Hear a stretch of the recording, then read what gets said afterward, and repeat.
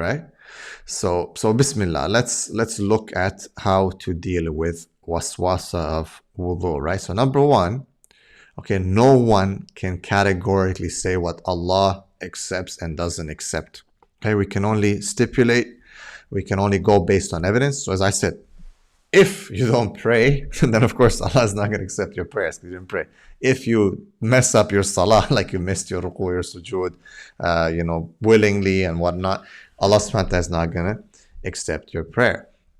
Right? You have to do your best. If you don't even make sujood or something, right, out of whatever mockery, Allah will not accept your. There's categoric things as to why Allah is not going to accept your prayers. When people get stuck in waswasa of wudu and other things related to, as you said, the deen and religion, then basically shaitan is playing and manipulating. We have to understand that. There's too much emphasis on yourself here. You need to understand that there's here a little bit of a shared burden, and the shaitan is actually the one who is pushing this. Why is it called waswasa?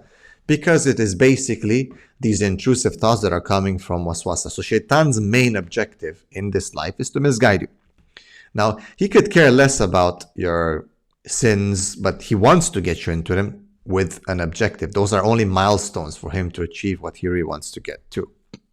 Okay? So he's going to do waswasa of wudu, right? Because wudu is a pre-requirement for salah. That's the only time wudu becomes fard, is when salah is to be established. You understand? In that case. So your salah is not accepted unless you have wudu.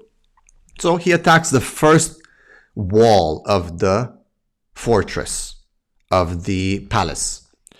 And the first wall is wudu. So he'll whisper, wudu, you did this.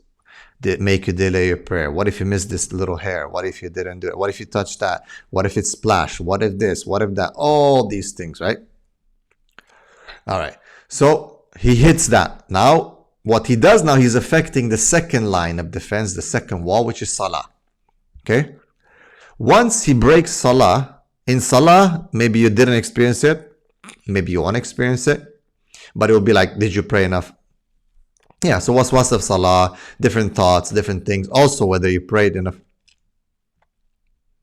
Yeah, whether you prayed enough or not, whether you prayed enough rakahs or not, whether you made intention or not, all these things are going to be attacked. What's going to happen after is that he is going to now go towards something like this. And I'm telling you this because of experience with so many OCD cases.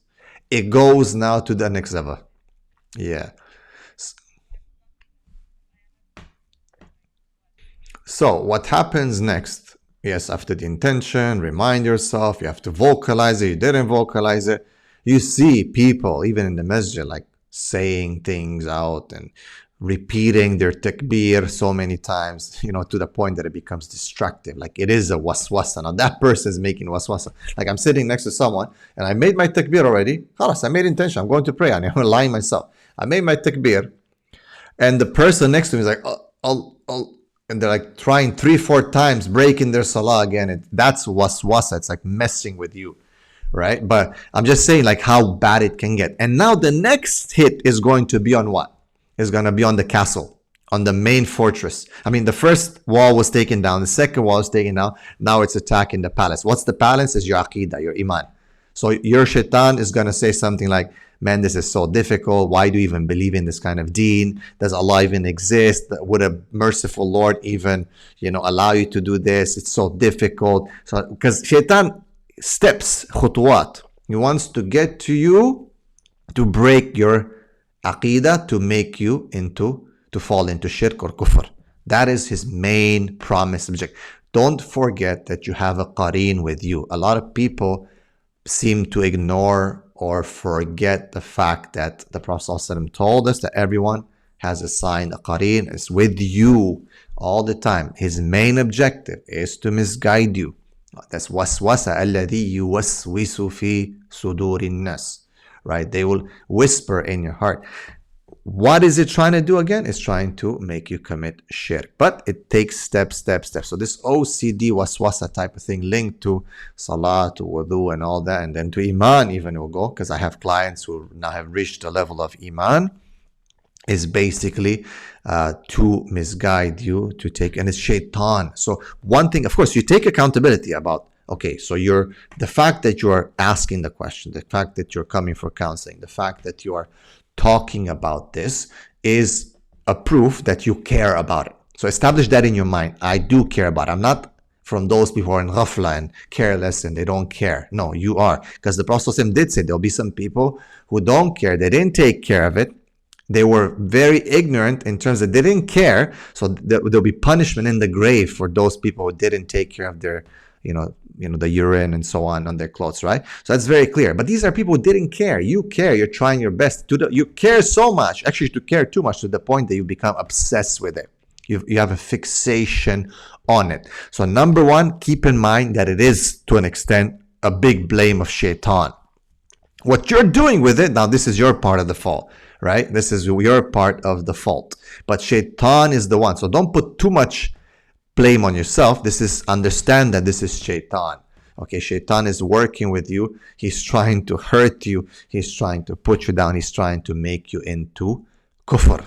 And if you don't realize that realization, I would say, is key to be able to deal with this OCD, with waswasa, wudu, and tahara. It's key to realize that shaitan has a huge role in this, because a lot of people are like fixated only on themselves. And that's the good trick of shaitan.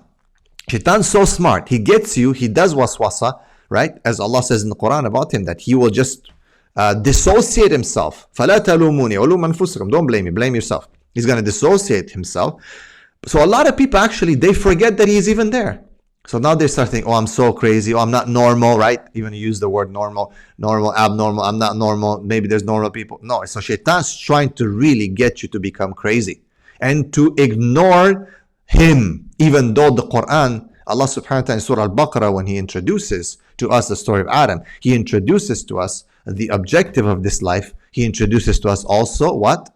Adu lakum. He is an enemy to you. He introduces our enemy right at the beginning of the Quran, so that humanity knows who is their enemy, right? That's what humanity needs to know. Who is my enemy? Yet a lot of humans, Bani Adam, they ignore shaitan. They don't realize. They dismiss him as some stories, that you see in the movies, and don't even have awareness. Like, how many times did you think about the shaitan is with you today? Most likely not too many. But you've been like blaming yourself and obsessing over yourself. Oh my God, I have this thing, and it's OCD, and and it's compulsive, and you start developing ritualistic type of behaviors to feed that compulsion, and then you're just in this vicious circle, continuously feeding the compulsion. Okay, so that is something that is happening. You need to establish and understand before you can move on. And the second important pillar of dealing with OCD, and trust me, there can be a lot of different approaches from these psychologists and psychiatrists, without a doubt. Some work, some don't work. To some people it works, like for an example, for you it didn't work. So you can, whatever, there's EMT, there's some people use EMDR, some people use all kinds of different approaches, hypnosis therapy, hypnotherapy, different approaches. To some it works, to some it doesn't work. Right? But the best way of healing in the end, when you try these, but in parallel, you have to work on yourself. You have to understand. The Prophet said it very clearly.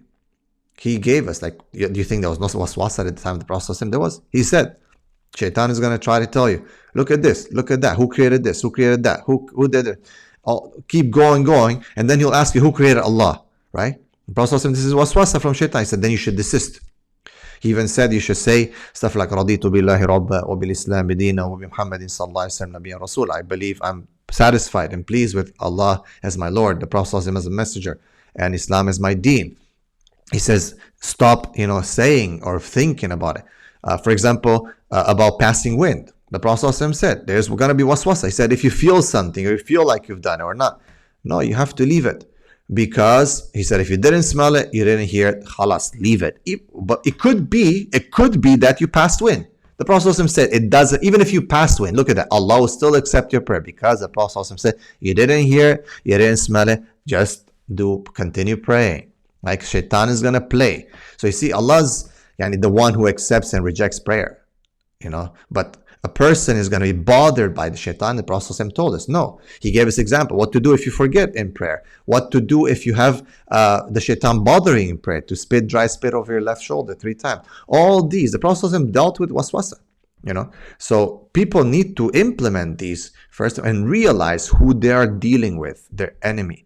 And very important pillar of dealing with this is understanding the Sahaba and the Prophet ﷺ and their environment. The Prophet ﷺ said that I am the best of example in terms of prayer, in terms of everything. صَلُّوا كَمَا رَأَيْتُمُونِي يُصَلِّي وَكَمَا قَالَ عَلَيْهِ الصَّلَاةُ وَالسَّلَامُ. And so many, where we follow the Sahaba and the Prophet ﷺ. But we look at their environment, there's no way, the resources they had for wudu versus the resources that we have for wudu, we're fooling ourselves. We can see that it's shaitan just playing. They didn't have tap water. Sometimes they would make istinja with, they would have a sutra that they would use a rock or something, wood or something. They would sometimes use that to wipe. Sometimes they didn't have water. Sometimes they did. So if you understand that, they didn't have toilet paper, they didn't have water, they didn't have all these resources. They washed. The Prophet would make wudu with literally almost like a cup of water. And he would make ghusl with like a small bottle, very small bottle. You're talking about very, very small bottle. Ghusl for janaba, for major impurity after intercourse, So this is not a joke, right? And people are spending liters under the shower that's hitting your head and washing everything off. And soap and this and that, you know what I mean? Or a bathtub in which you could submerge yourself and make intention, and basically you would have ghusl. And people are still convinced that it's not happening. So it's shaitan playing. So keeping that in mind, when you look at the hadith, the Prophet, how he made wudu, they would have to go out in the desert sometimes. The way they would relieve themselves. They didn't have a toilet seat that's circled and protected from just, like they would have to squat and maybe dig a hole or something like that. It was not, it was, you wouldn't have that kind of comfort to just relax on a toilet seat and just sit how you do, and people are on their phone reading a newspaper, right? Astaghfirullah. It's so crazy, the comfort and the protection that you have on that toilet seat, right? It's just, you're supposed to sit on it so to minimize the damage, but not stand. Obviously, it's not, people stand. But you can, do that, right? You can do that, and it's so much more different in terms of the resources that we have than what they used to have. So different. Yet still people are obsessed, right? So the question was like, how were they cleaning? That they were just cleaning. They were cleaning. They didn't use a magnifying glass to see if everything or whatnot. It was just about clean. Do your best to clean. Make sure you clean. Make sure you use the tools and everything. None of the Sahaba stayed 10 minutes and make just istinja, or 20 minutes to make ghusl. No, because they understood. I do what the Prophet taught me, and I'm going. Tawakkal Allah. Khalas. Of course, Allah will accept my salah, because I'm not a person who's just like, just throwing. Okay, I'll just pull my pants up and that's it. I'd even shake it. No, you have to clean and do your best, of course, but not sit there and continue. You're missing your prayer, delaying your salah. Your mind is somewhere else in salah, and you're maybe losing or not the ajr. Allah alam. So this is how it works. These things need to be understood. A lot of people don't talk when it comes to waswas of tahara. To link us, we want to say, let's follow the example of the Prophet. Let's the Prophet sirah, this. But when it comes to this, we never link it back. No one thinks about it. Wait a second. How did they live in Medina? How did they travel? How did they relieve themselves? How did they go and clean? Did they carry toilet paper with them? A lot of times water was so scarce. A lot of people don't understand. If you look like Umdatul Fiqh, for example, a book of comparative fiqh, and many, like the madhab will say that even sometimes water, if you, it's like, it's not like if you, for example, if you wipe with something, if there's a clean thing to make tahara with, it's not just water. A lot of people don't know that. They think it's just water. It's not just water. Okay, you can, if you obviously have water, you have to do it with water. Wudu is with water. Sometimes you can wipe with mud, with, for example, like, just let's say, for the sake of not getting into too much detail, but let's say, for example, if a man relieves himself, number one, okay, urine, okay, most men are used to like having a bottle, right? You can actually use just toilet paper. I'm not saying that you should, right, because you have water there, but you can use like anything that's thought, like even like sand or earth from the bottom. Let's say you're outside somewhere, there's no water, there's some sand, you're in the desert. You can actually rub sand, you can rub mud, you can rub a leaf, you can clean yourself with a leaf. Anything that is tahir and pure like that, you can use to purify yourself when it comes to that type of thing. A lot of people do not realize that, right? So they become extremely, because we become so clean in this life right now, with soap killing 99% of bacteria, with all kinds of disinfectants, with Dettol. People are taking baths in Dettol and whatnot, right? This, I got the Estinja pipes, okay, that they never had before, right? These pipes that are coming out and spraying you all over, right? It's insane how clean we have become. It's not that you should not be careful about the tahara. You have to. Intention, doing your best, but I think we have gone really obsessed with this because of the lifestyle that we have and the societies that we live in. And if we compare that to the Sahaba and the Prophet ﷺ and the resources that they had, it was a very, very different thing. So you need to relax. Knowledge is the antidote to ignorance. Knowledge is the antidote to many things. And knowledge has also context.